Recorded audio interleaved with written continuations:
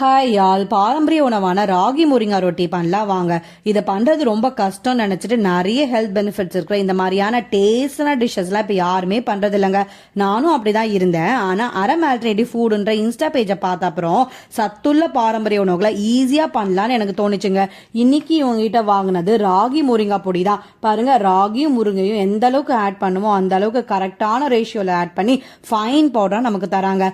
ராகியோட சேர்த்து முருங்கையும் சாப்பிடும் போது அதோட ஹெல்த் பெனிஃபிட்ஸ் நிறைய இருக்குங்க.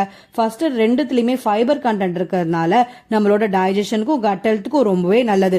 வெயிட்டையும் பிளட் சுகரையும் மேனேஜ் பண்ண ஹெல்ப் பண்ணும். ஓவரால் இம்யூனிட்டி பவரை நல்லாவே இன்க்ரீஸ் பண்ணி கொடுக்கும். ஃபைனலா ராகி முருங்கா ரொட்டி ஒரு நியூட்ரிஷியஸான ஃபுட் ஆப்ஷன் தான் நான் சொல்லுவேன்.